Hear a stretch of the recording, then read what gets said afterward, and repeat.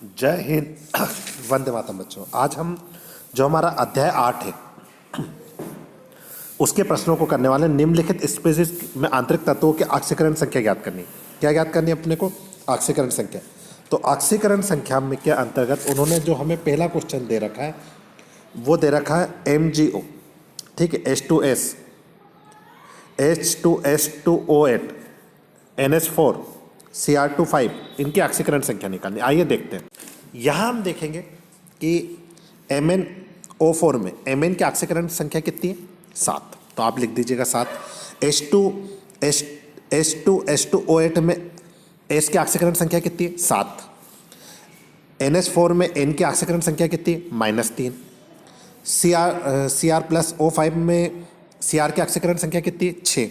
इसी प्रकार B+ में B की ऑक्सीकरण संख्या कितनी है? 3। तो आप डायरेक्ट लिख दीजिएगा, ठीक है। फिर और ऐसे मैंने क्लास में आप सभी को ऑक्सीकरण संख्या निकालते भी सिखा ही है, ठीक है। एक बार और करवा देखिए। अगला जो क्वेश्चन है हमारा क्वेश्चन क्या दे रखा है कि समझाइए अपनी अभिक्रियाओं में सल्फर डाइऑक्साइड तथा हाइड्रोजन परऑक्साइड ऑक्सीकारक तथा अपचायक दोनों के रूप में क्रिया करते हैं, जबकि ओजोन तथा नाइट्रिक अम्ल केवल ऑक्सीकरण के रूप में क्रिया करते हैं। क्यों? यह हमें समझाना है, ठीक है। चलो आइए क्वेश्चन। चलो देखिए, सल्फर डाइऑक्साइड में सल्फर की ऑक्सीकरण संख्या +4 होती है। कितनी होती है? +4।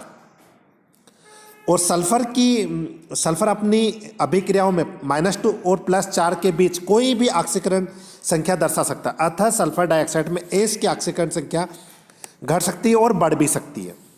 अर्थात इसका ऑक्सीकरण और अपचयन दोनों ही संभव है। इस कारण सल्फर डाइऑक्साइड ऑक्सीकारक और अपचयन दोनों अभिकारकों की तरह व्यवहार करती है। H2O की स्थिति में, किसकी स्थिति में? H2O जल की उपस्थिति में,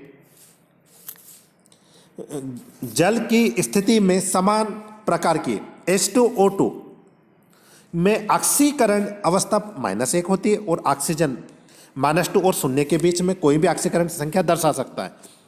तो +2 जब भी फ्लोरीन के साथ जुड़ा रहेगा, अर्थात H2O2 में ऑक्सीजन ऑक्सीकरण की संख्या घटा तथा बढ़ा सकता है। इस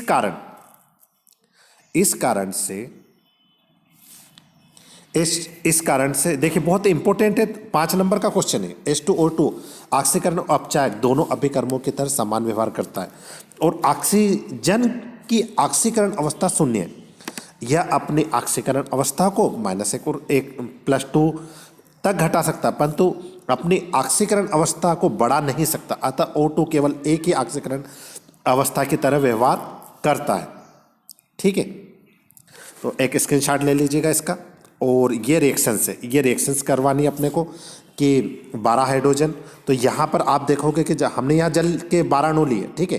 तो यहाँ पर 24, ये देखो 12 दूना 24, तो ये 24 हाइड्रोजन अलग हो गई और 6 दूने 12, ये 12 ऑक्सीजन, ठीक है।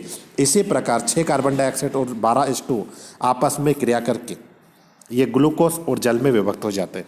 प्रकाश संश्लेषण की अभिक्रिया, कौन सी अभिक्रिया है ये? यहाँ से यहाँ तक प्रकाश संश्लेषण की, ठीक है। अब अगला क्वेश्चन है AgF2 एक अस्थिर यौगिक है। कौन सा अस्थिर यौगिक है? यदि यह बन जाए तो यौगिक एक अति शक्तिशाली ऑक्सीकारक की भांति कार्य करता है। क्यों? आइए इस क्वेश्चन का उत्तर यहाँ से यहाँ तक देखते हैं। देखिए, AgF2 में सिल्वर की ऑक्सीकरण अवस्था +2 होती है, जो कि सिल्वर को अत्यधिक अस्थायी बनाती है। इसलिए इलेक्ट्रॉन ग्रहण करने के बाद शीघ्रता से अपचयित हो जाते हैं। क्या हो जाते हैं? अपचयित हो जाते हैं। अब उसके अंदर आपको लिखना है, देखो AgF2 में सिल्वर की ऑक्सीकरण संख्या कितनी है? सिल्वर की जो ऑक्सीकरण संख्या रहती है AgF2 में +2 होती है। कितनी होती है? +2। लेकिन Ag अत्यधिक शक्तिशाली अवस्था है, इसलिए यह एक इलेक्ट्रॉन ग्रहण करके शीघ्रता से अपचयित होकर स्थायी ऑक्सीकरण अवस्था +1 प्राप्त कर लेता है। क्या कितने कर लेता है? +1।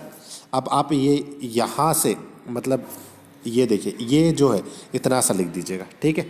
चलो तीसरे क्वेश्चन पर आते हैं।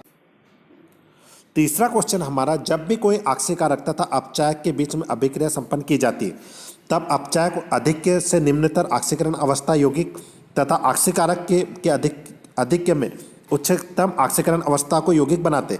इस वक्तव्य का औचित्य 3 उदाहरण देकर, हमें 3 उदाहरण देकर बताना है। ठीक है, चलो आइए फर्स्ट उत्तर पर आते हैं। ठीक है, तो आप देखो कि जब भी एक आक्सीकारक तथा अपचायक के बीच अभिक्रिया संपन्न की जाती है, मतलब एक आक्सीकारक और अपचायक के बीच में अभिक्रिया संपन्न की जाती है, तब अपचायक के आधिक्य में निम्नतम आक्सीकरण अवस्था का यौगिक तथा आक्सीकारक के आधिक्य में उच्चतम आक्सीकरण अवस्था के यौगिक बनता है। इस वक्तव्य को औचित्य 3 उदाहरण देकर दिए गए अब तक औचित्य निम्नलिखित उदाहरण से स्पष्ट किया जा सकता है।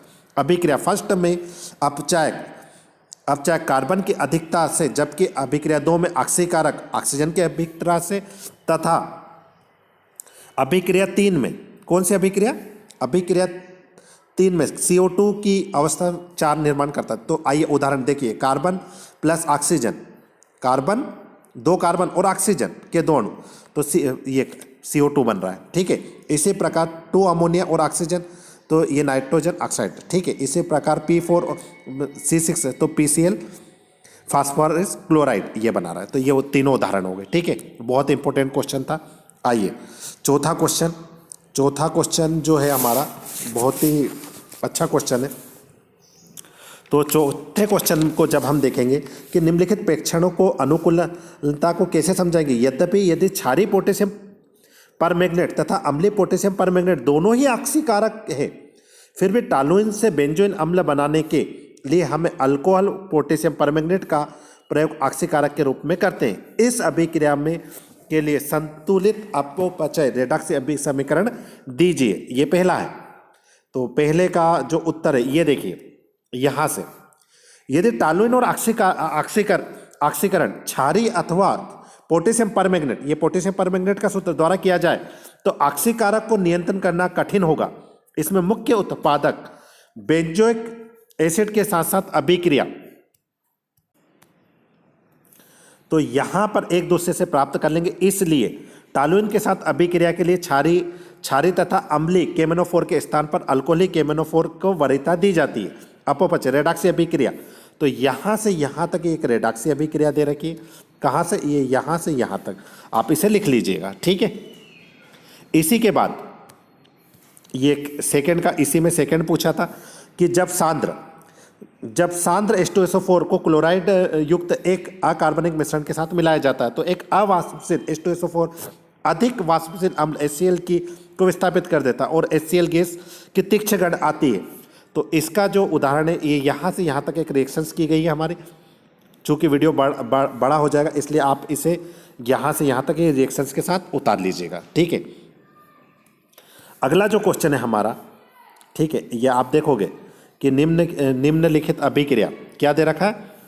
निम्नलिखित अभिक्रिया को सिद्ध कीजिए कि हेलोजन और फ्लोरीन में श्रेष्ठ अभिकारक तथा हाइड्रोक्लोरिक यौगिक में हाइड्रोआयोडिक अम्ल श्रेष्ठ है। हेलोजन की ऑक्सीकरण क्षमता का घटता हुआ क्रम निम्नलिखित है। फ्लोरीन, क्लोरीन, ब्रोमीन, आयोडीन और फ्लोरीन एक प्रबल ऑक्सीकारक है, अतः क्लोरीन और ब्रोमीन तथा आयोडीन आयनों का ऑक्सीकरण कर देती है।